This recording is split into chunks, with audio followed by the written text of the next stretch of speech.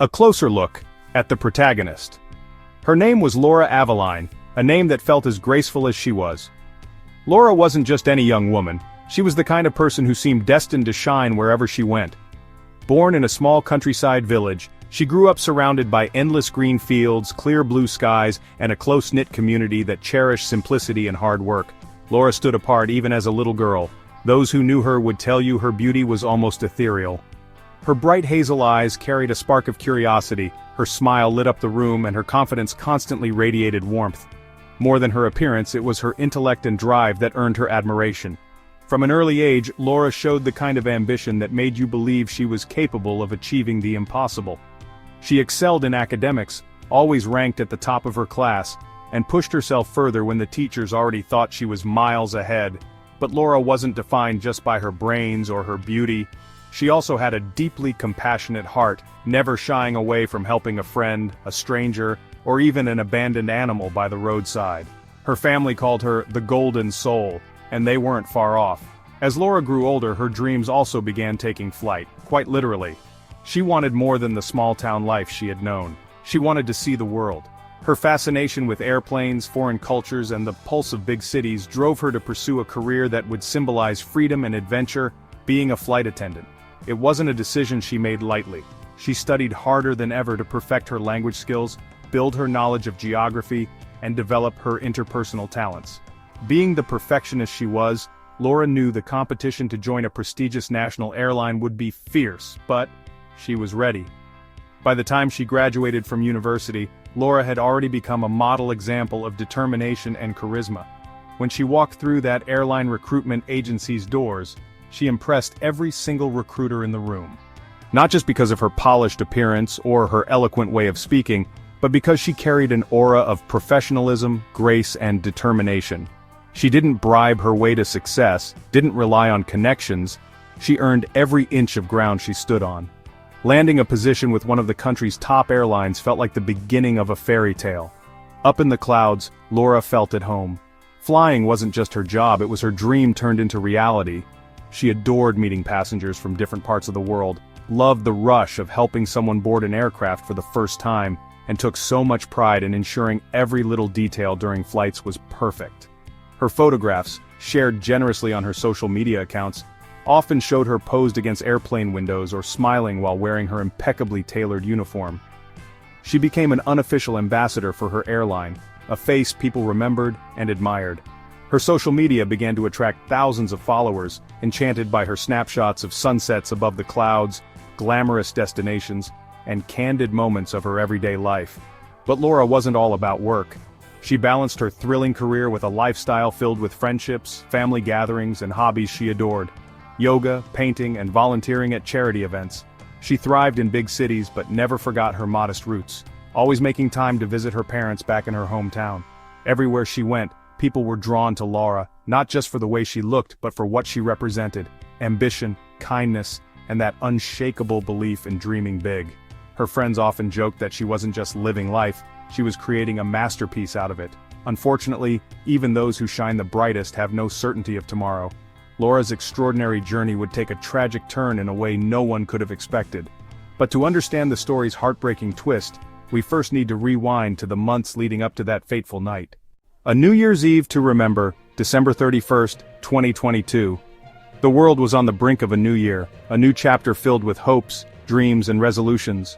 For Laura, it wasn't just about counting down to the stroke of midnight or whispering wishes into the night sky.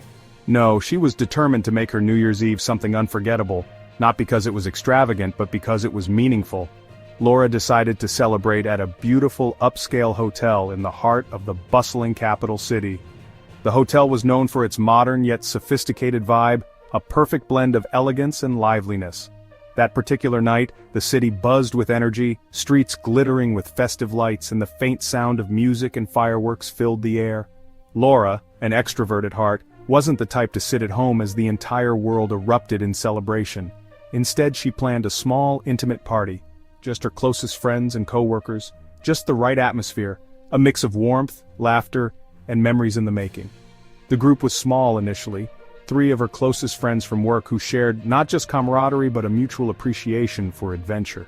Together, they checked into one of the hotel's lavish suites, where every inch exuded luxury: the crisp white linens, the floor-to-ceiling windows overlooking the dazzling cityscape, and the vibe oh so perfect for the last night of the year. But as is often the case, events didn't stay small for long. New Year's Eve has this funny way of growing bigger than anyone plans. A few drinks turned the quiet chatter into contagious excitement. Those three friends decided to spice things up by inviting a few acquaintances. And then, as the night unfolded, 7 more guests showed up. Laura, always so gracious and welcoming, went along with it. After all, wasn't that the spirit of New Year's Eve? Bringing together strangers who would otherwise never cross paths, and melting them into a single night of celebration. The new arrivals were lively, charismatic, and ready to party. It didn't matter that Laura barely knew most of them. For her, what mattered that night was the joy of the moment, the laughter, the drinks, the sound of glasses clinking with hopeful toasts for a brighter year ahead. The party quickly spilled from one room to another, music pulsed through the walls, people danced, some crashed on couches, and others started conversations that felt deep enough to last a lifetime, though they'd probably forget each other's names by morning. Laura, radiant in a black cocktail dress that highlighted her grace and elegance, floated effortlessly between the guests. She poured champagne, cracked jokes, and posed for photos. Her natural charisma lit up the room, making everyone feel as though they belonged, regardless of how or why they got there. By the time the clock struck 12, the suite was alive with cheers. Someone popped a bottle of expensive champagne that sprayed wildly, leaving everyone laughing and dodging the celebratory spray. The city outside exploded in fireworks while inside the room, strangers had become temporary comrades bonded by the fleeting magic of the night. Laura stood near the window, raising her glass with the skyline as her backdrop. Her friends captured the moment, a candid image of joy, beauty, and the simple thrill of being alive at that very second. But as magical as it seemed on the surface, the night had an undercurrent of chaos too. Somewhere in the mix of laughter and drinks, boundaries blurred. Some guests were moving between rooms and the party expanded into a neighboring suite. Laura, true to her warm spirit, tried to keep up with everyone, checking in on her close friends, making the newcomers feel welcome, and taking little sips of whatever drink ended up in her hand. It was the kind of night that made you forget responsibilities, let go of inhibitions, and embrace the wild unknown. Nobody sensed the storm brewing beneath the surface. It wasn't the kind of storm you'd notice. It was stealthy, unspoken, hidden under the cloak of celebration. To the outside world, Laura was having one of the best nights of her life. But as the night deepened into morning, the cracks in the facade of joy began to show. Laura's last text of the night, sent to a close family member at 1:37 a.m., read, "This party is insane. Love you, catch up later." It was lighthearted, carefree, and gave no indication of what was to come. And yet, even as laughter continued to echo through the suite into the early hours of the new year, fate was slowly scripting its next act, a quieter, darker tone that would overshadow everything else. What nobody realized that night, what no amount of midnight toasts or hopeful wishes could undo, was that this would become more than just a New Year's Eve party. It would become the beginning of a series of questions that would ripple far beyond its conclusion. The chaos of the party. At first, the night was everything Laura had envisioned: laughter, festive drinks, warm camaraderie, and a sense of closeness with her friends as the year ticked away into its final moments. The original group of 4 had seamlessly welcomed the arrival of the unexpected 7, the more the merrier after all. It wasn't just a party anymore. It was a celebration that felt larger than life, spilling with energy and fueled by the electric buzz of New Year's Eve. Laura, ever the hostess with a knack for uniting people, moved between the guests with ease. She made sure everyone had a drink, added her special sparkle to the conversations, and even played the role of unofficial DJ, curating upbeat music that blended perfectly with the cheer building throughout the room. The setting couldn't have been better. 2 adjoining hotel suites with expansive city views provided the perfect backdrop for a bash that refused to contain itself. But as the night crept on and champagne bottles emptied, the energy in the room began to shift. What started as a lively, carefree celebration slowly teetered towards chaos. There was no single moment of change. It was gradual, like a pot boiling over before anyone noticed. The increase in alcohol consumption meant laughter got louder, movement less controlled, and decisions more impulsive. At one point, guests began moving haphazardly between the 2 suites, as if the party wasn't confined by walls anymore. People started gathering in smaller, more fragmented groups, Some congregated near the minibar, experimenting with wild cocktail mixtures. Others turned the suite's spacious living area into an impromptu dance floor, twirling and swaying to the beat of the music. Laura tried to keep the atmosphere balanced, floating from one group to the next, making small talk and offering to refill glasses. She laughed off a spill that sent champagne spraying across the hardwood floor. "It's all part of the fun," she had joked, grabbing a towel to clean up. But it was harder to keep track of all the moving parts. Every time she thought she had a grip on what was happening, 2 or 3 more things spiraled into delightful but unpredictable pandemonium. The noise levels escalated too. Music boomed through portable speakers, and the enthusiastic chatter of a dozen voices overlapped in a cacophony that could rival the fireworks exploding outside. Early evening selfies turned into spontaneous group photos. Someone brought out sparklers for an indoor photo op, only for the smoke to set off the suite's smoke detector, causing a brief panic before it was turned off. Yet even as smiles stretched wide and the giggles felt never-ending, there were undertones that suggested things weren't quite as picture-perfect as Laura might have hoped. A few uninvited guests clashed with original members of the group, albeit discreetly. Drinks sloshed, voices started slurring, and corners of the room buzzed with hushed whispering. Not everyone responded to the mayhem the same way. A couple of the new arrivals grew annoyingly bold after one too many drinks, cracking jokes that landed the wrong way. Some retreated to quieter corners, their presence barely registering in the overall chaos. Laura noticed these ripples, but her natural optimism persuaded her not to overthink it. Surely a few awkward moments couldn't dampen the festive spirit, or so she thought. In the middle of it all, Laura seemed unshaken. People noticed her floating in and out of conversations, offering smiles and words of encouragement to anyone who looked even slightly overwhelmed. She was the gravitational force holding the spectrum of personalities together. Someone had labeled her as the Queen of the Night. And it wasn't an exaggeration. But the more the night stretched past its reasonable limit, the more unpredictable the energy became. Conversations devolved into nonsensical exchanges. A glass of red wine tumbled from someone's hand, staining the cream-colored carpet, a cosmetic casualty of a night striving to be unforgettable. At one point, someone lost their phone in the chaos, sending a handful of people on a frantic search through piles of discarded handbags and jackets. It wasn't just objects that got lost as the night progressed. Boundaries too began to blur. A few guests grew too comfortable, invading Laura's personal space with overly familiar gestures. Although she laughed and played along, there were moments when her sparkle flickered, her smile strained. She glanced at her closest friends occasionally, her eyes saying things her voice never would. "Is everyone okay? Should we call it a night?" Soon, the party sprawled into an unpredictable beast too large to control. Several people began slipping in and out of the adjoining rooms, whispering conversations or disappearing for stretches of time. Laura's desire to make everyone feel welcome became an exhausting mission. She was the bridge between groups, the individual tying loose threads into a quilt that was unraveling faster than she could keep up. When the clock struck 3 a.m., Laura took a moment to breathe. She perched near the edge of the window in the quieter of the 2 suites, glass in hand, staring out past the glittering skyline. She replayed the events of the night in her head, the laughter, the music, the tension that had bubbled but not boiled over. She was tired, and yet she still carried herself with grace, for this was her night, and she wanted to savor it for just a bit longer. But unbeknownst to everyone, the chaos would soon take a darker turn. It wasn't the kind of chaos anyone could see happening. It simmered silently, hidden amidst the clutter and noise. The magic of the night was beginning to dissipate, making way for something more ominous. Laura, radiant as ever, still seemed to carry the glow of the evening.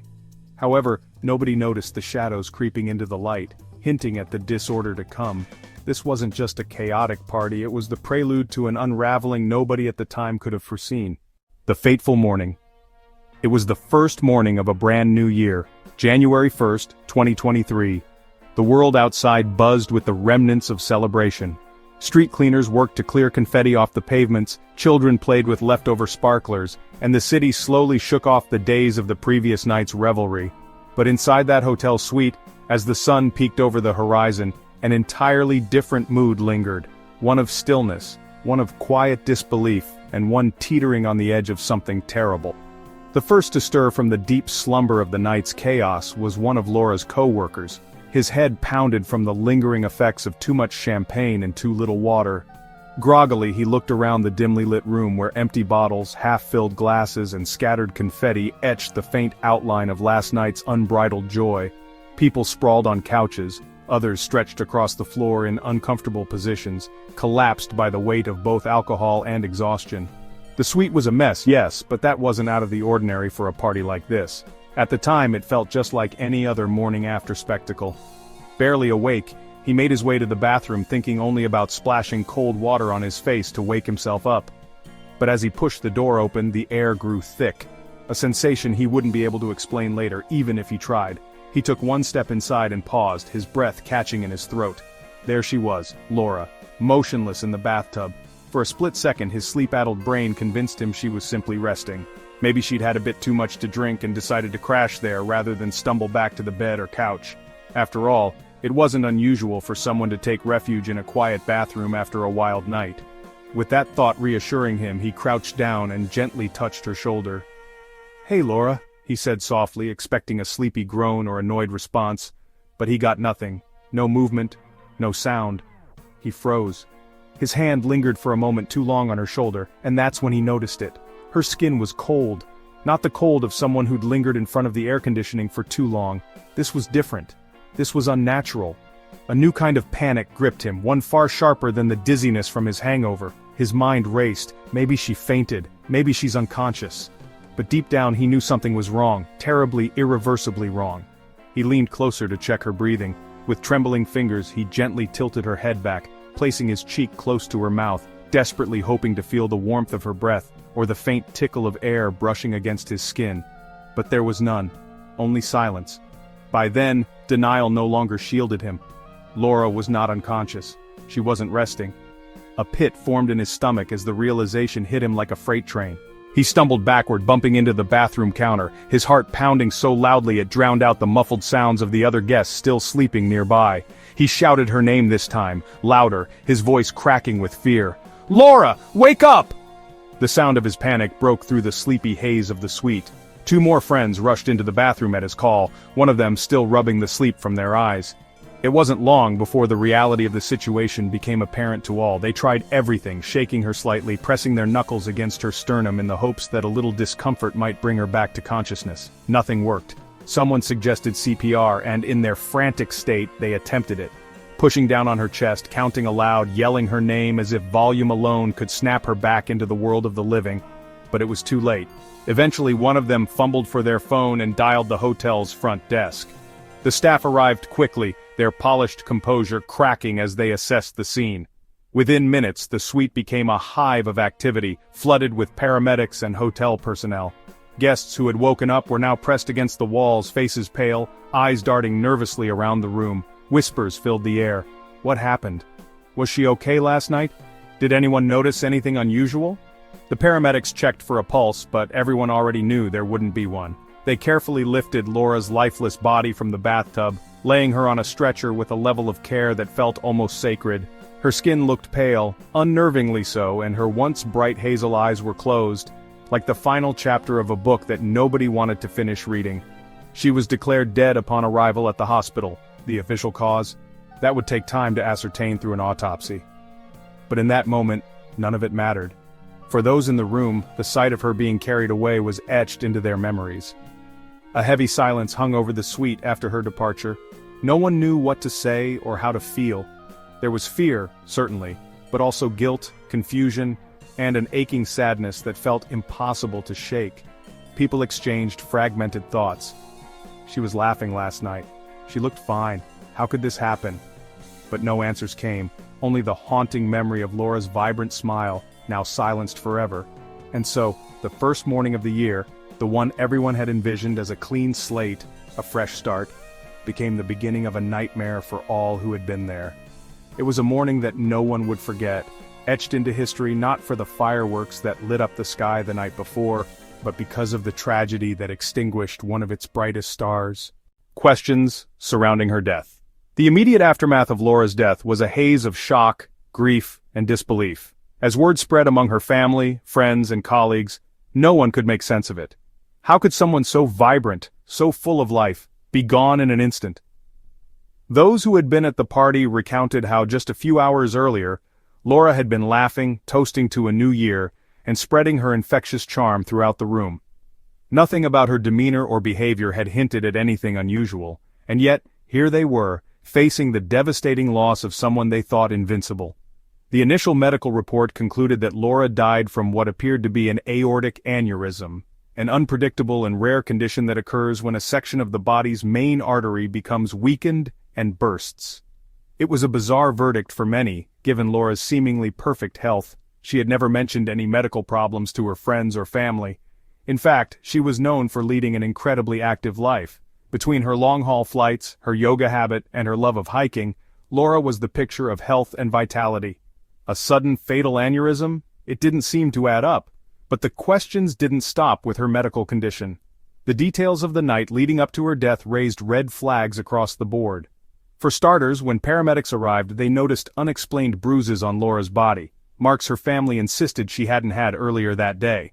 There were scratches on her arms and faint bruises along her collarbone. While these could have been the result of a chaotic party or an accidental fall, they left room for troubling interpretations. Could those bruises suggest something more sinister? And then there were the conflicting accounts from the attendees of the party.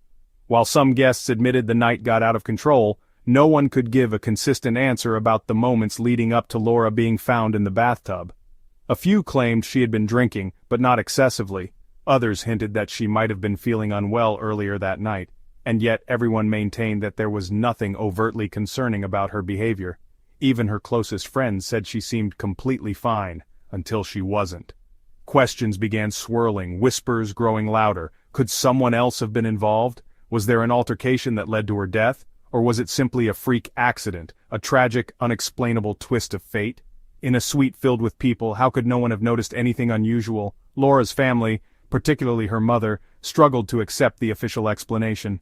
To them, Laura's death wasn't just a random, isolated tragedy. There had to be more to the story. "I know my daughter," her mother insisted during an interview with local media.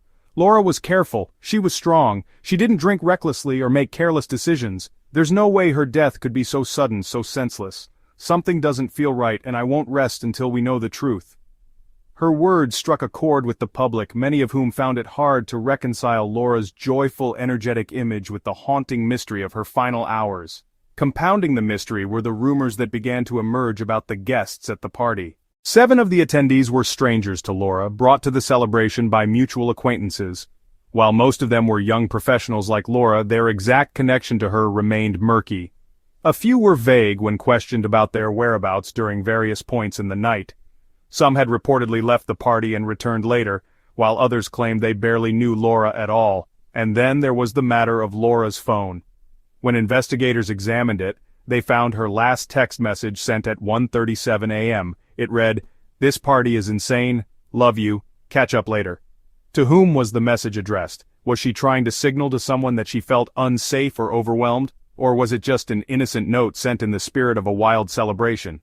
The answer remained unclear, but the text added yet another layer of intrigue to an already baffling puzzle. The police launched a formal investigation to determine whether foul play could have been involved. Each of the 11 attendees was brought in for questioning. Details trickled out slowly, but inconsistencies in the stories deepened the public's suspicion. Some guests had minor injuries themselves, scratched hands, a twisted ankle, that they struggled to explain convincingly. Others described heated arguments and moments of tension during the night that, while not necessarily sinister, made the atmosphere feel more charged in hindsight. Adding fuel to the fire were the traces of substances found during Laura's autopsy. While there was nothing illegal, there were traces of alcohol and a sedative in her system. But how had the sedative gotten there? Laura's family was adamant that she didn't take medication recreationally, and to their knowledge, she hadn't been prescribed anything of the sort. Could it have been slipped into her drink without her knowledge? Or was it something she had taken herself, perhaps to relax after an emotionally exhausting evening? For the public watching the drama unfold, Laura's story became more than just a tragedy. It became a symbol of something darker. People took to social media to dissect the case, theorizing everything from accidental overdoses to elaborate acts of foul play. Hashtags like #JusticeForLaura and #WhatHappened to Laura began trending as amateur sleuths debated every scrap of evidence and every inconsistency in the witness testimonies. What made the mystery so haunting was the juxtaposition of Laura's vibrant life with the sudden void her death left behind. She was the kind of person who lit up every room she entered, and now the circumstances of her death left everyone wondering how something so dark could happen to someone so radiant. Whether through malice, neglect, or pure misfortune, Laura's passing became a lightning rod for questions about safety, responsibility, and the fragility of life itself. The lingering question remained: was Laura's death an unavoidable tragedy, or had something, or someone, played a role in cutting her life short? For now, the answers lay buried in the minds of those who had been at the party and in the deeper layers of a still unfolding investigation. The police investigation. The aftermath of Laura's tragic death led to a full-blown police investigation, one that captured the attention of a baffled public. It wasn't just a matter of answering basic questions like, what happened? It was a mission to piece together fragmented moments from what had been a chaotic, raucous celebration. With Laura's promising life cut tragically short under murky circumstances, the authorities knew this was no ordinary case. The stakes were clear: uncover the truth or let the mystery spiral into rumor-fueled chaos. The 11 attendees of the New Year's Eve party, Laura's 3 close friends and the 7 acquaintances who had been invited last minute, quickly found themselves at the center of relentless scrutiny. Each person had a role to play in the narrative, whether they knew it or not. Detectives combed through their stories, looking for gaps, inconsistencies, and clues that might reveal what events had transpired between the laughter-filled hours of midnight and the grim discovery of Laura's body in the early hours of the morning. The first steps, the forensics of mystery. The first action taken by law enforcement was to secure the hotel suite, now considered an active scene rather than the remnants of a wild party. Crime scene investigators entered the space to meticulously photograph every corner. The police examined the bathroom where Laura was found. The bathtub, the silent witness to whatever happened, became the investigation's focal point. They searched the space for clues, dusted surfaces for fingerprints, and noted every stain, smudge, or misplaced object. The living room and adjoining suite weren't ignored either. Investigators noted empty champagne bottles, half-full glasses cluttering tabletops, and scattered articles of clothing. It was clear that this hadn't been a calm gathering. It had been a night fueled by alcohol, maybe even recklessness. But the question remained: what had spiraled so far out of control that it ended with Laura losing her life? An autopsy of Laura's body revealed details that deepened the mystery. Officially, the cause listed was an aortic aneurysm, a catastrophic failure of her body's largest artery. But more troubling were the additional findings. Laura's body showed unexplained bruises, faint but noticeable marks on her arms, collarbone, and even near her knuckles. There were also scratches on her hands. While some of these could easily be explained away as the result of a chaotic party, maybe an accidental fall or bump, others defied straightforward explanation. Had these bruises been the result of a conflict? Or was there another explanation? And then there was the toxicology report. It confirmed the presence of alcohol, but also a sedative in her system, an unsettling discovery. The sedative wasn't in lethal amounts, but it begged the question: how had it gotten there? Laura wasn't known to take medication recreationally, and she had no known prescriptions for such substances. Did someone slip something into her champagne when she wasn't looking? Interrogating the 11 guests. To get closer to the truth, police brought each of the 11 partygoers in for questioning. They knew the key to solving the case wasn't just in forensic evidence, but in untangling the web of human interactions and potential motives that had defined New Year's Eve. During initial interviews, Laura's 3 close friends painted a picture of a night filled with laughter and good vibes, but one that undoubtedly spiraled out of control as more guests arrived. They claimed Laura was her usual radiant self throughout most of the evening and that nothing seemed physically wrong with her. However, all 3 admitted that the unexpected arrival of 7 strangers, acquaintances brought by a mutual friend, had altered the dynamics of the party. Some of the strangers were described as overly forward, with one in particular making Laura visibly uncomfortable at one point. When it came time for those 7 acquaintances to speak, their accounts were more fragmented. 2 of them remembered seeing Laura socialize, drink, and laugh as the party carried on. One attendee admitted to being too drunk to recall any specifics, while another claimed they left the party after midnight and only returned briefly before deciding to stay in the adjoining suite. A few seemed unsure of their own timelines, a problem that frustrated investigators and raised questions about whether anyone was lying, or if the night's chaos had simply blurred reality. Details that surfaced during the interviews added layers to the intrigue. One guest mentioned seeing Laura in a heated conversation with another partygoer near the window shortly after midnight. Another claimed they noticed her rubbing her arms as if she felt cold, an odd observation given the room's warm, lively atmosphere. Still others mentioned moments of tension between the guests, hinting at subtle rivalries or interpersonal conflicts. By the end of the initial round of questioning, a troubling theme had emerged. Nobody seemed to have a clear, consistent account of what happened in the critical hours between 1 a.m. and the discovery of Laura's body in the bathtub. Even her closest friends admitted they had drifted to different groups or settled into side conversations, leaving Laura unaccounted for at some points in the night. The mysterious 7. Of particular interest to the police were the 7 newer attendees. Brought in by a mutual acquaintance, they were a mix of young professionals who had no deep connections to Laura. Why had they been invited at all, and how well did she really know them? One attendee claimed to have only introduced themselves briefly to Laura before drifting off into another group entirely. While another said they barely spoke to her, this contradicted another account that mentioned a specific guest lingering too closely near Laura at several points. The inquiries unearthed rumors of whispers exchanged in the corner, tensions running high in other rooms, and perhaps most troublingly, moments of Laura being alone amid the chaos. None of the guests admitted to seeing her enter the bathroom, nor could anyone explain why she would have been in there alone for so long. The vagueness surrounding these individuals only fueled public speculation. Was it possible one of them had slipped something into her drink? Could there have been a confrontation that led to her bruises? And if Laura had sensed anything wrong, why would she, someone known for her sharp instincts, have stayed silent about it? Public scrutiny and online theories. As the investigation dragged on, the case became a sensational topic online, with hashtags like #JusticeForLaura and #WhoKilledLaura trending across multiple platforms. Amateur sleuths dissected every piece of evidence that surfaced, from the text Laura sent at 1:37 a.m. to rumors of jealousy among her friends. Speculation ranged from claims of intentional foul play to accidental mishandling during an argument. The public's appetite for answers didn't just complicate the lives of the partygoers, it also put increased pressure on the police. For Laura's family, the weight of public expectations was both empowering and emotionally draining. While they were grateful for the outpouring of support, every sensational post or misguided theory was a reminder that they still didn't have closure or justice.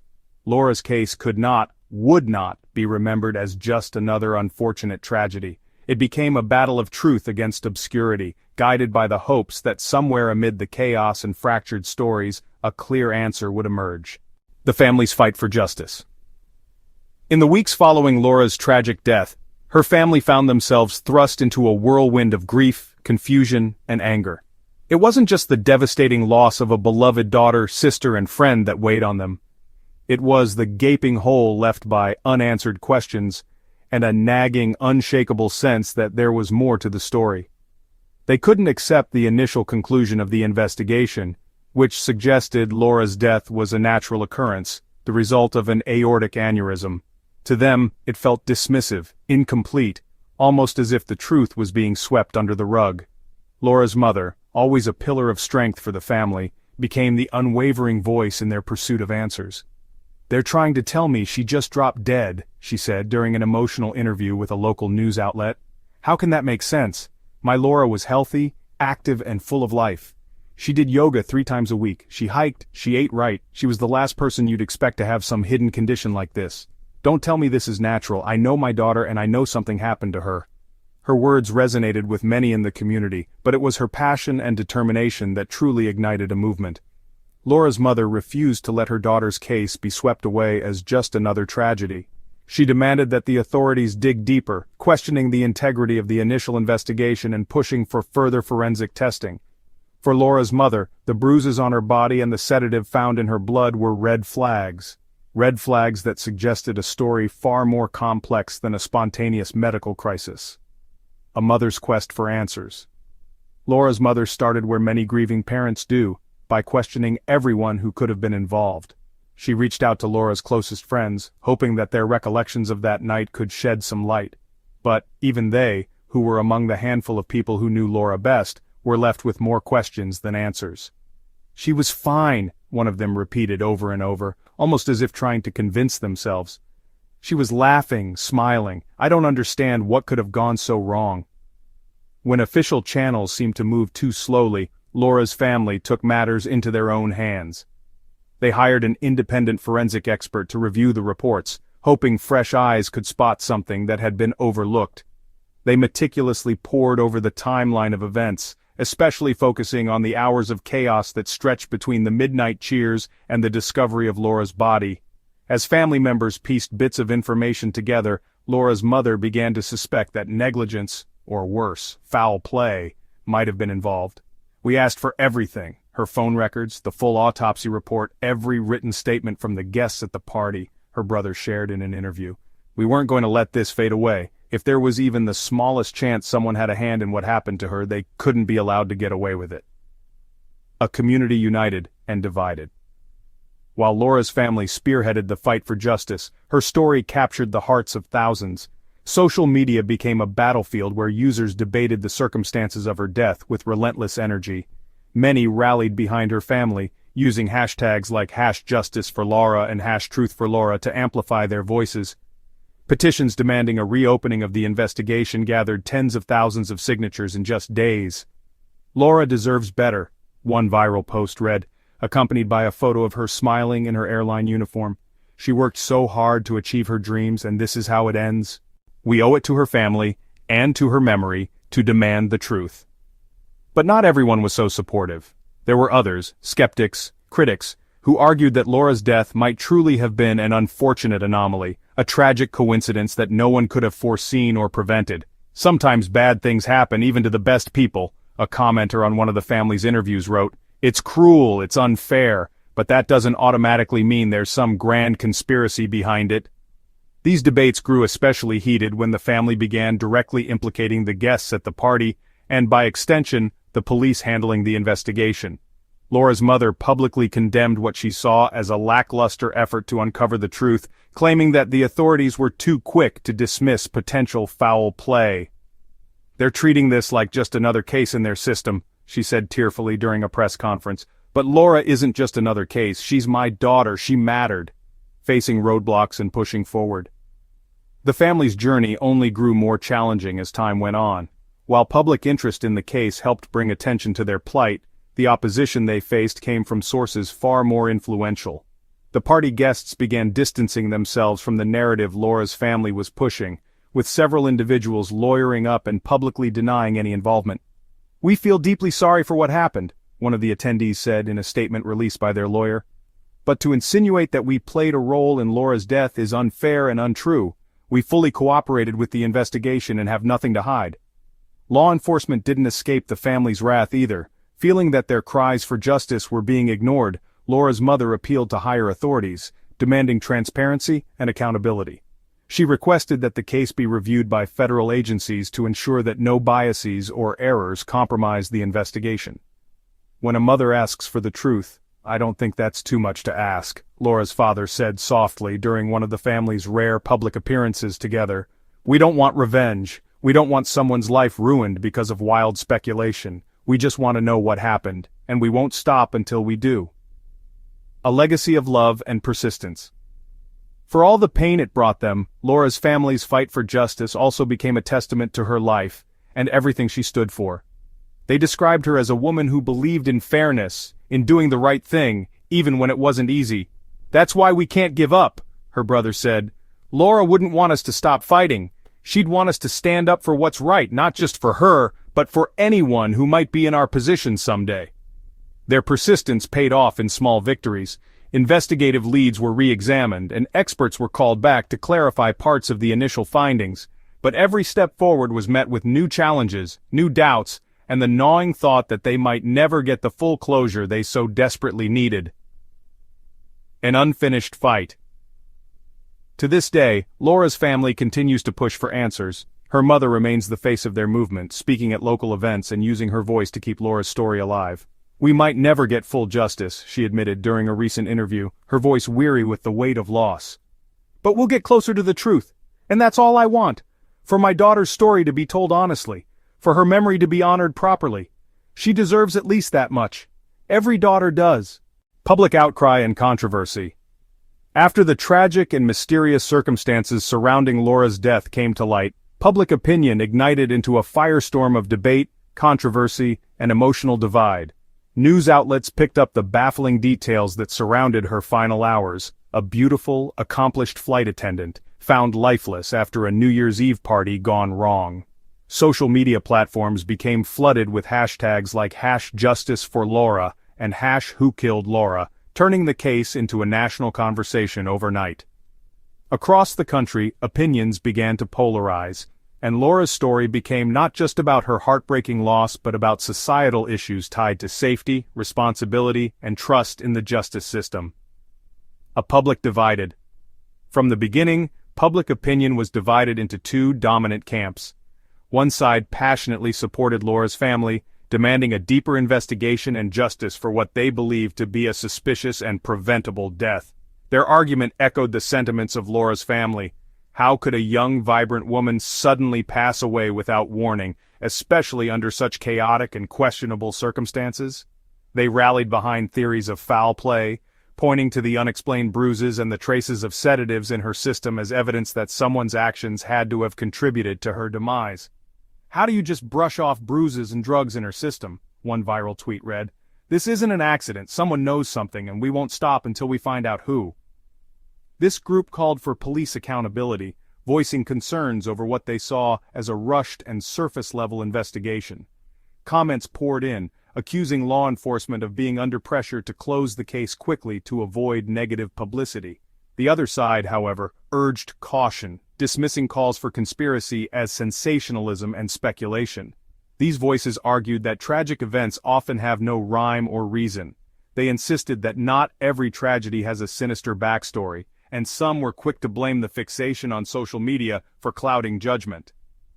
"Sometimes bad things happen to good people. Not everything is a murder mystery," a critic commented in response to an emotional Facebook post from Laura's mother. "Doctors have already said it was an aneurysm. That's nobody's fault." This divide created a charged atmosphere online, with heated debates unfolding under articles, social media posts, and comment sections. Supporters of the family rebutted with accusations that the dissenters were too eager to dismiss facts that warranted closer scrutiny, while critics condemned the relentless theorizing as harmful and unfounded. The role of social media played an outsized role in shaping the narrative around Laura's death. Influencers, true crime bloggers, and amateur sleuths jumped on the case, dissecting every detail that emerged from police reports, media coverage, and statements from Laura's friends and family. Some went as far as mapping out timelines and poring over forensic details, creating their own theories about what might have happened that night. One viral video on TikTok, posted by a popular true crime account, gained millions of views within days. "There are too many unanswered questions," the creator said while showing photos of Laura alongside screenshots of her last text message. "Why weren't the 7 guests vetted more thoroughly? Who brought the sedatives into the party? And why didn't anyone intervene when things seemed to get out of control?" For the family, the outpouring of support was both a comfort and a burden. On one hand, the chorus of voices calling for justice gave them strength to continue fighting. On the other, the misinformation circulating on social media created new frustrations. Wild accusations and baseless rumors began to crop up, ranging from claims that Laura's friends had secretly sabotaged her, to speculative tales about rivalries between party guests. These unverified theories only added to the emotional toil on Laura's grieving family. "People are making this into some kind of entertainment," Laura's brother said in a rare statement. "This is not a detective show. This is about my sister's life, her tragic, untimely death. We appreciate the support, but we need factual truths, not internet gossip." The media frenzy. The traditional media wasn't far behind. News outlets scrambled to cover Laura's story, with many framing it as a tragic mystery. Headline after headline speculated on whether foul play was involved. The mysterious death of Laura Aveline, what aren't we being told, became one of the most shared articles in the early days of coverage. Talk shows invited legal experts to weigh in, debating whether the investigation had been mishandled or if the family's demands for further inquiries were justified. High-profile commentators also chimed in, causing even more polarization. On one end, a well-known TV journalist accused the police of brushing past critical evidence in their rush to label Laura's death as natural. On the other end, a former detective called out the public for trying to rewrite a tragedy into a scandal, labeling it a modern witch hunt fueled by Twitter thread detectives. The media frenzy escalated when photos from the party surfaced. A grainy, blurry shot of Laura standing near a window with two strangers caught fire online. People began to speculate about the strangers' identities, why they were at the party, and why they appeared to be standing so close to Laura.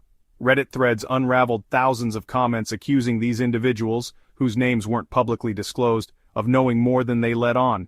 The fight for police accountability. While the public dissected every detail of the case, Laura's family focused on pushing law enforcement to dig deeper. They accused the local police of conducting a superficial investigation and demanded an external review by higher investigative authorities. During one particularly emotional press conference, Laura's mother tearfully called for accountability. "We need answers, and we need them now. If someone out there knows what happened to my daughter, keeping silent is just as much of a crime as the act itself." Her words struck a chord, reigniting conversations about systemic failures within law enforcement and the trust, or lack thereof, between local authorities and the communities they serve. Advocacy groups began to emerge in Laura's honor, focusing on broader issues of women's safety in social settings, the need for more rigorous investigative procedures in unexplained deaths, and community trust in law enforcement. A lingering cloud.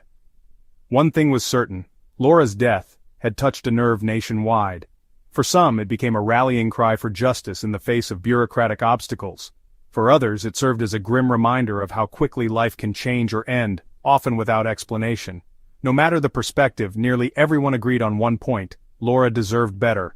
Her memory became a symbol of resilience, a call for transparency, and a reminder of life's fragility. The public's clamor for justice didn't fade quietly, nor did the controversies surrounding her case. In living rooms, online forums, and coffee shops, people continued to ask the same haunting question: what really happened to Laura? The final forensic report. Nearly 6 weeks after Laura's tragic death, the final forensic report was released. A document that was supposed to end months of speculation and finally answer the haunting question: what really happened that night? Instead, it left as many questions as it answered. The report, while thorough in its presentation of the medical analysis and forensic investigation, did little to provide the kind of closure that Laura's family and the public so desperately sought. The document detailed findings based on numerous autopsy results, toxicology reports, and forensic evidence collected from both Laura's body and the hotel suite where she had spent her final hours. It concluded, officially, that Laura's cause of death was a natural one. An aortic aneurysm, a rare and unpredictable condition, had been the cause of her sudden and tragic demise. But far from being satisfied with this explanation, critics, Laura's family, and the public began dissecting every word and implication of the report, leaving the case as shrouded in doubt as ever. The medical findings. At the heart of the final report was the confirmation that Laura had succumbed to an aortic aneurysm. This rare condition occurs when a section of the aorta, the body's largest artery, weakens and subsequently ruptures. According to the medical examiner, the rupture was massive, leading to sudden internal bleeding that would have caused an almost instantaneous collapse. The document emphasized that such aneurysms can sometimes go unnoticed, even in individuals with otherwise perfect health, and are often lethal without immediate medical intervention. The report elaborated on the difficulty in predicting or preventing such a condition. In most cases, it stated, aneurysms are asymptomatic until the moment they rupture. The medical examiner noted that Laura's active lifestyle and lack of documented medical problems indicated she had likely lived with the condition for years without knowing. It was labeled an unfortunate medical anomaly, a rare and tragic event that no amount of vigilance or care could have prevented. But Laura's family and supporters weren't satisfied with those words. How could a vibrant, healthy woman, someone who religiously practiced yoga, went on strenuous hikes and passed rigorous physical examinations as part of her aviation career, have had such a vulnerability? The report offered no genetic predispositions, no traumatic injuries, no underlying health factors, nothing that might have initiated such a catastrophic failure in her cardiovascular system. To those who knew Laura, this conclusion felt hollow. "There's no way this was random," her mother said during an emotional press conference. "Someone has to explain why this happened. We won't stop asking." The toxicology report.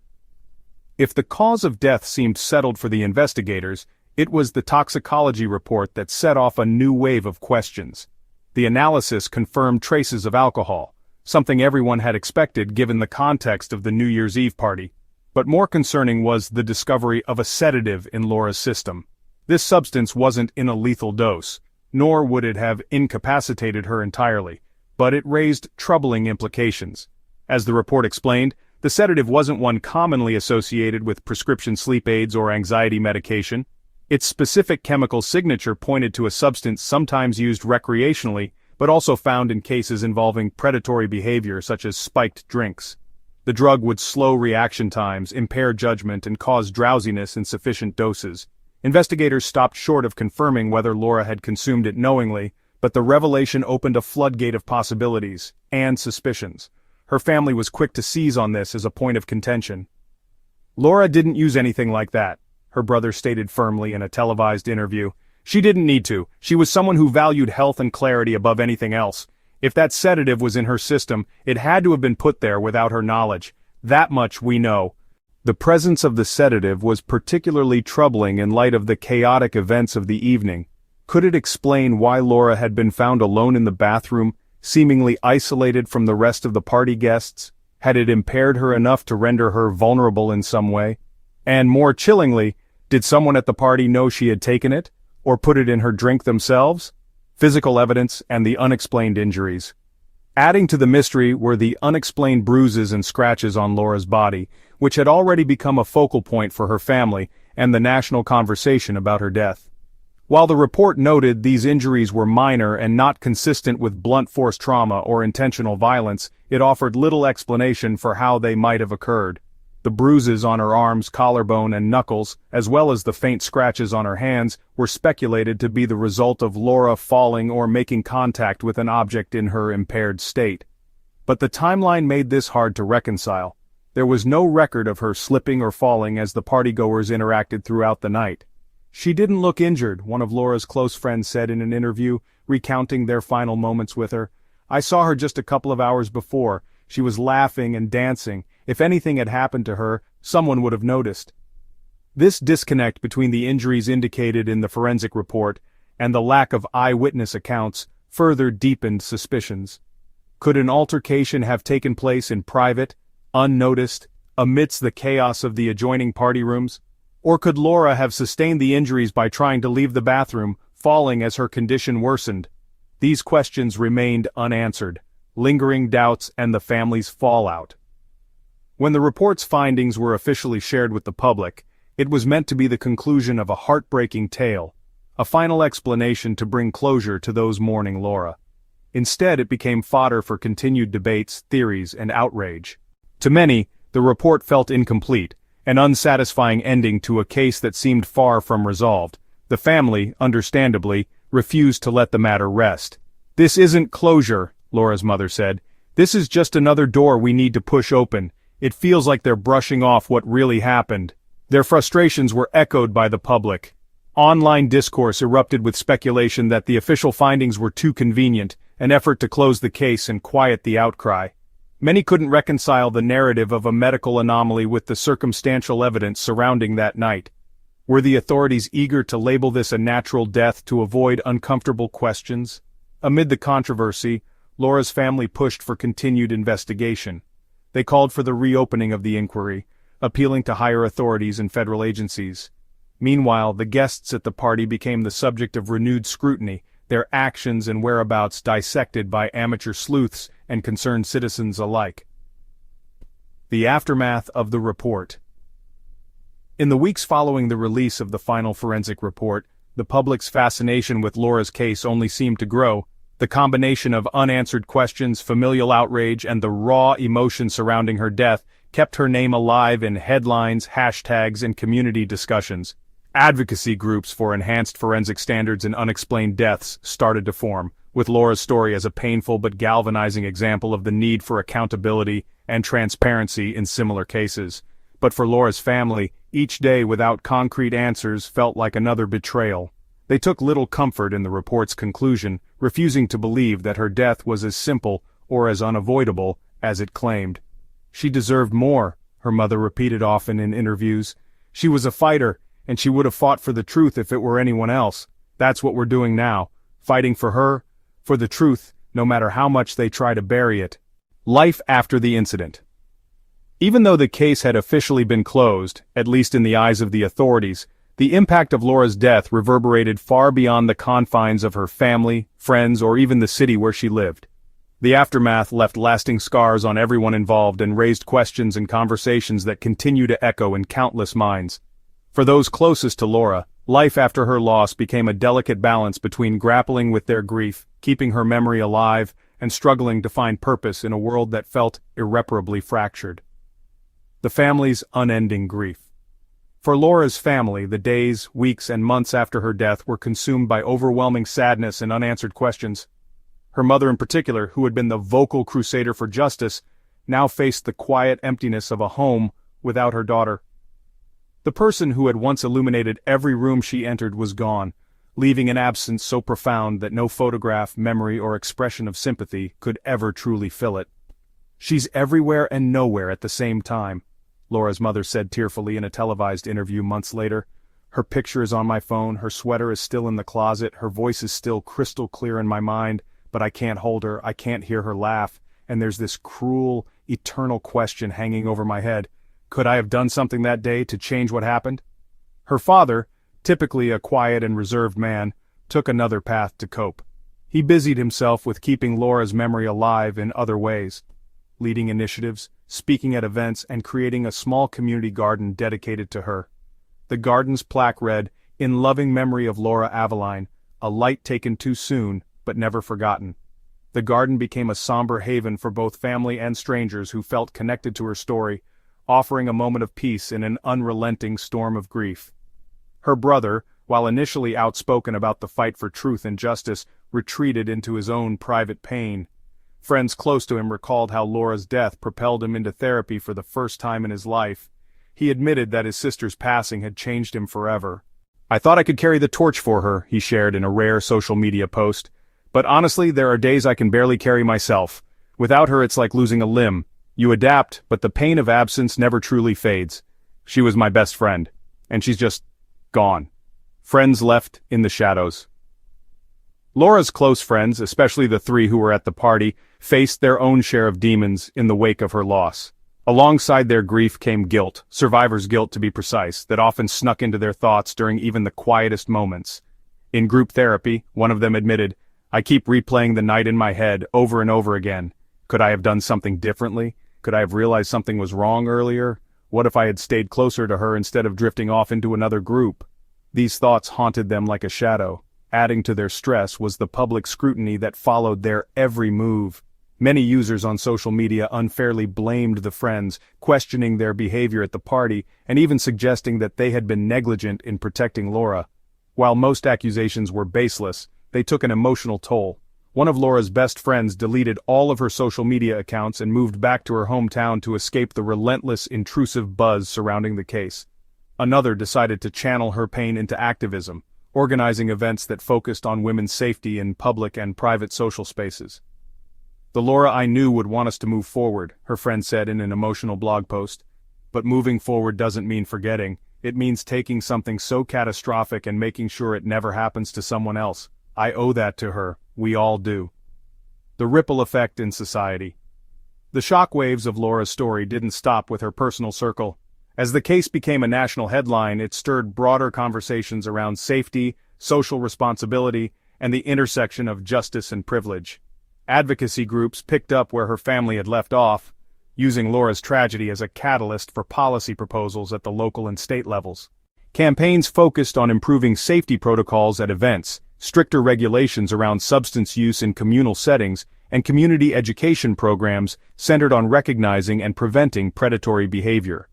Among the most impactful changes was the push for improved investigative transparency in cases of unexpected or disputed fatalities. The public uproar surrounding the investigation's perceived failures led some lawmakers to propose the establishment of independent review boards that would oversee final forensic reports in certain cases, ensuring no evidence or details were prematurely dismissed. Schools and universities also responded to the tragedy, using Laura's story as an example during campus workshops on personal safety, consent, and being a proactive bystander. "Laura may have been an adult," one workshop facilitator said, but the lessons from her story apply to social settings at every stage of life. Protecting ourselves and the people we care about is something we all have a duty to learn. The party attendees, scars. They couldn't escape. The 7 additional guests, the acquaintances whose presence at the party had complicated the investigation, also found themselves in the crosshairs of public curiosity. Some of the guests disappeared entirely from public view, cutting ties with mutual friends and refusing to comment on the incident. Others issued vague statements of condolences to the family but never elaborated on their own experiences that night. One attendee faced allegations of being overly intoxicated and behaving questionably around Laura, accusations that he vehemently denied but which plagued him in the courtroom of public opinion nonetheless. "I didn't even know her like that," he said during a brief online statement. "What happened is tragic, but people need to stop making me the villain. I wasn't even near her when it happened." His words, however, did little to quell conspiracies or speculation. The lasting psychological toll on the partygoers became yet another ripple effect of the tragedy. While some tried to bury the night in silence, others confessed to struggling with feelings of responsibility or moral failure. The events of that night, every decision, every conversation, every glance, became burdens they carried, unable to set down. Laura's legacy. Even in death, Laura's essence persisted in ways her family and friends could not have predicted. Her story turned into a testament to the importance of compassion, safety, and vigilance, both within and outside of close-knit communities. Strangers who had never met her took up her family's fight, making her name synonymous with demands for justice and fairness. Memorial scholarships bearing her name were created by her employer, aimed at helping young women pursue aviation careers. Social media platforms, where much of the furor surrounding her death had originally erupted, became spaces that curated posts celebrating Laura's accomplishments, her memories, and her enduring impact. One particularly popular post featured a selfie she had taken overlooking her hometown's countryside, with the caption, "The secret to life isn't just dreaming big, it's actually living big." Those words became a source of inspiration for countless followers of her story. They represented who Laura had been in life. Someone who chased her ambitions without hesitation, who radiated light in every room, and whose presence lingered even as time moved on, moving forward without forgetting. While the world continued to spin and life demanded progression for the living, those most impacted by Laura's death knew things would never be the same. There was no timeline for healing, no ultimate resolution that could wipe away the lingering shadows her absence left behind. Her mother, still grappling with grief, summarized the sentiment best during an anniversary vigil for Laura. "We wake up every day and learn to survive, but surviving is not living. Living is what Laura did, and I hope someday this pain will teach us not how to let go, but how to carry her legacy as we move forward. She's not gone for us, she never will be." A test of faith in life. Laura's untimely death became more than just a personal tragedy for her family and friends. It evolved into a profound test of faith in life, in humanity, and in the fragile threads that hold it all together. Her story forced countless people, both close to her and strangers captivated by her case, to confront existential questions about the unpredictability of life, the nature of justice, and the strength it takes to move forward when the world feels irreparably broken. For her family, every day after her death was not only a battle with overwhelming grief, but also a struggle to believe in the kindness, resilience, and order they once saw in the world. For the public who followed her story, Laura's passing served as a cautionary tale about life's fragility, its fleeting nature, and the truths it so often obscures. Together, the collective response to her tragedy painted a portrait of humanity's attempt to weather life's cruelest storms, the family's crisis of faith. For Laura's mother, her world shattered the moment she found out her daughter was gone. She had always been someone who believed in fairness, cause and effect, and the sense that while life was sometimes cruel, there was always a deeper order or lesson behind it. But when Laura's vibrant, full-of-life presence was suddenly ripped away, her faith in everything she believed about life was shaken to its core. "How do you move forward?" Laura's mother questioned during an interview, "when nothing makes sense anymore? She brought joy everywhere she went. She worked so hard for her dreams. And then, just like that, she's gone? How is that fair? How am I supposed to believe in purpose or injustice when my daughter, my Laura, couldn't be spared?" Her father, often the quiet anchor of the family, also found himself grappling with the sheer randomness of Laura's death. A man who had spent years cultivating a sense of stability and control in his life felt helpless in the face of such a senseless loss. "I used to believe that if you did everything right, if you were careful, made smart choices, worked hard, things would be okay," he said during a rare public event. "But after losing Laura, I just don't know anymore. How do you trust life when it's capable of taking away something so precious without warning?" For Laura's brother, the tragedy turned his entire perspective on life upside down. Once an optimist with big dreams similar to his sister's, he admitted that her death left him questioning whether living with hope and enthusiasm was even worth it. "Every time I think about getting close to someone, I hesitate," he said in an emotional blog post. "What if I lose them too? What if I can't handle it again? It feels safer to just exist, to avoid getting attached, but then I hear Laura's voice in my head telling me I'm being an idiot. She'd hate the idea of me giving up because of her." Strangers grappling with the story's impact. While Laura's death was devastating for her family, her story also struck a deep chord with strangers who had never met her. The news of her passing, especially under such mysterious and heartbreaking circumstances, left people across the world reflecting on the unpredictability of life and how quickly it could all change.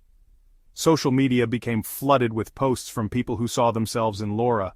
Young professionals striving to make a mark in the world, women navigating the challenges of their careers while balancing friendships and family, and individuals simply trying to live their lives to the fullest. "Her story terrifies me," one user wrote on Twitter, "because it reminds me that even when things feel perfect, life can pull the rug out from under you in a heartbeat. None of us are guaranteed tomorrow." Others took a different approach, using Laura's story as inspiration to embrace the present more fully. "If Laura were still here," one woman shared in a touching Instagram tribute, "I think she'd tell us to stop waiting for the right time, to live big. Her life wasn't as long as it should have been, but it was full of love, adventure, and courage. That's the lesson I'm taking from this, to stop hesitating and just go for it." A catalyst for collective introspection. Beyond the personal reflections of those impacted by Laura's passing, her story also triggered broader societal questions about trust, justice, and the responsibilities we have to one another. It became a mirror reflecting humanity's deepest fears about safety, fairness, and control, or lack thereof, in an often chaotic world. Laura's death raised uncomfortable but necessary questions about the vulnerability people face in their personal and social lives. Conversations began to swirl around topics like safety in social settings, the ease with which people can fall victim to unforeseen dangers, and the importance of looking out for one another. These discussions resonated especially with women, who saw Laura's vibrant life as a powerful but sobering reminder of how quickly things can spiral beyond control, even in spaces that feel familiar and safe. We've been taught to be strong and resilient, but Laura's story reminds us that vulnerability doesn't discriminate. It can happen to anyone, anywhere, one advocacy leader said during a nationwide conference focused on women's safety. Others saw Laura's death as a broader test of how society views justice, not just in criminal cases, but in the way it handles grief and unresolved questions. The debate over whether her death was a random tragedy or something more sinister mirrored a collective need to assign meaning to events that often defy explanation. Finding meaning in the chaos. For Laura's family and friends, as well as the many people following her story, the question of how to move forward without losing hope became a central theme. Though their initial grief often overwhelmed them, small moments of clarity began to emerge as they sought ways to honor Laura's legacy. Her mother found solace in organizing community events in Laura's name, focusing on self-empowerment and safety awareness. "I'll never fully understand why this happened," she admitted at one of these gatherings, "but I know that Laura wouldn't want us to give up on life because of it. She'd want us to fight for the truth, for justice, and for each other." For Laura's friends, the search for meaning became intertwined with their efforts to remember her through positivity and action. "She wouldn't want us wallowing," one close friend shared during a support group meeting. "Laura was about energy, big, bold energy that made you feel like you could take on the world. The best way to honor her is to keep living that way, even when it feels impossible." Restoring faith, one step at a time. Ultimately, while the tragedy tested everyone who cared about Laura, it also served as a slow but meaningful reminder of humanity's capacity to endure, adapt, and find hope in the darkest of times. Laura's family and loved ones began to learn that faith in life, though deeply shaken, could be rebuilt piece by piece through connection, love, and an unwavering commitment to her memory. As her brother would later reflect in a letter shared at a vigil in her honor, "If Laura taught us anything, it's that the world is messy, cruel, beautiful, and utterly unpredictable all at once, and yet, somehow, it's worth it." She believed that life was fragile but precious, chaotic but worth every second, and so for her sake we're trying to believe that too. Closing without an ending. Though Laura's case had officially been closed, finalized by the forensic report and the conclusion of an investigation deemed sufficient by authorities, her story was far from over. For her family, friends, and the countless individuals who had followed her story, there was no such thing as closure. The legal verdict might have offered an explanation, albeit a controversial one, but it did little to heal the emotional wounds left behind or to answer the deeper existential questions her death posed. For many, Laura's name became synonymous with unresolved grief, a chapter closed not with a sense of finality, but with lingering doubts and unanswered questions. Her family, her supporters, and even strangers felt that her story was still unfolding, even if the official investigation had ended. It was a narrative wrought with pain, love, and the tireless pursuit of meaning in a world that so often denied it. The family's ongoing struggle for Laura's family, the so-called conclusion offered by the authorities, felt hollow. Official reports had labeled Laura's death a natural occurrence, a tragic but unpreventable loss caused by an undiagnosed medical condition. But for her mother, father, and brother, that answer barely scratched the surface of their lingering anguish. Her mother, particularly, was unrelenting in her belief that there was more to uncover. "It doesn't feel complete," she said during a televised interview. "It feels like they tied it up with a neat little bow so they could file it away and move on. But it's not that simple. Not for us. We can't just move on." Her brother echoed this sentiment, describing how every day was a balancing act between processing their grief and questioning the events of that fateful night. "There are mornings when I wake up and think we've done all we can," he admitted in a personal blog post. "And then there are nights when I lie awake haunted by the what-ifs. What if we asked for a second autopsy? What if we pushed harder for surveillance footage from the hotel? What if someone at the party knows something they're not telling us? It's exhausting, but how do you stop? How can you stop when it's your sister?" Laura's father, while quieter in his approach, found his own ways to honor her memory and keep her story alive. He focused on building the community garden dedicated to her, pouring his energy into something tangible. Yet even in this silence, his grief spoke volumes. "I'll never stop grieving," he quietly told a neighbor during a visit to the garden. "You don't wake up one day and get over losing your child, you just learn to carry it differently." A wound reopened by the public. For as much as the family sought peace, the public's relentless fascination with Laura's case often felt like anything but. Social media platforms continued to churn with theories, accusations, and debates long after the investigation concluded. Hashtags like #JusticeForLaura and #WhatHappenedToLaura would periodically trend, reigniting public attention and dredging up the details of the case for fresh scrutiny. For Laura's family, the unending spiral of public speculation was both a blessing and a curse. On one hand, it kept her story alive, generating renewed interest in her life and the circumstances of her death. On the other, it reopened old wounds, with every public post, theory, or amateur analysis threatening to re-traumatize those closest to her. "I see these comments online, and it's like people have forgotten Laura was a real person," her mother said in a teary radio interview. "Sometimes it feels like they've turned her into a character in some twisted mystery they're trying to solve, but she was more than that. She was my daughter." Despite the pain it caused, Laura's family wasn't ready to tell the world to stop talking about her. "As hard as it is to read some of these things, it also means people haven't forgotten her," her brother explained. "She deserved to be remembered for the amazing person she was, not just for how she died, but for how she lived." The legacy left behind. Even with the case officially closed, Laura's legacy continued to grow louder and stronger. Her family's fight for justice and transparency spurred societal conversations that reverberated far beyond their immediate circle. Advocacy groups launched campaigns in her name, with Laura's story becoming a rallying cry for change in how unexplained deaths were investigated. One nonprofit organization, formed with the family's blessing, focused on improving investigative transparency and advocating for families who felt unheard in their pursuit of answers. Named the Aveline Initiative, it began lobbying for systemic reforms, such as mandatory independent reviews for disputed forensic reports and more resources for investigations involving unexplained fatalities. Laura's employer, a national airline, also established a scholarship in her memory, designed to support young women hoping to pursue careers in aviation. The scholarship carried her name, the Laura Aveline Memorial Fund, and became a powerful testament to the life she had lived. Each year, recipients were reminded of Laura's resilience, ambition, and vibrant personality as they worked toward their own dreams. Laura believed in soaring above limits and pushing for dreams no matter the obstacles, a company spokesperson shared at the scholarship's launch event. This fund ensures that her spirit continues to inspire others year after year. Memory as a living force.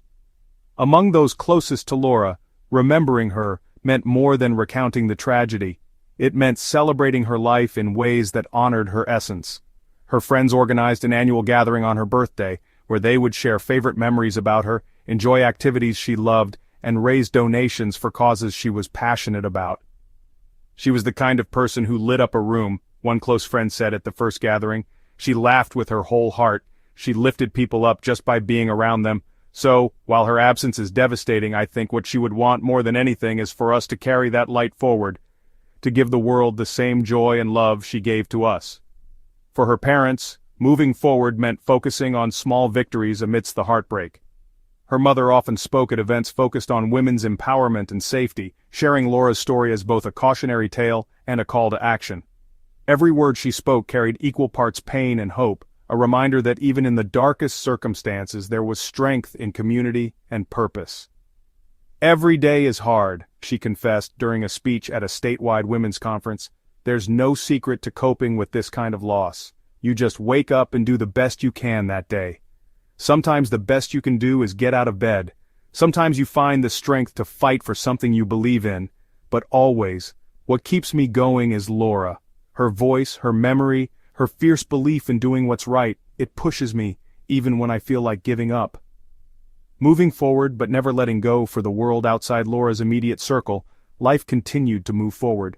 The headlines eventually faded, the hashtags trended less often, and news stories took the place of her name in the media. Yet for those who truly loved her, there was no end to the story. "I think the idea of closure is a myth," her father said quietly during an anniversary vigil. "You don't close chapters like these, not really. You learn to live with them. You adjust, you adapt. But the ache never goes away, and neither does the love." At the same vigil, her mother summed up the family's sentiment perfectly. "This isn't the end of Laura's story. It's just the continuation of her legacy, written by everyone who loved her and everyone she inspired. You don't ever truly say goodbye to someone like Laura. She stays with you, always."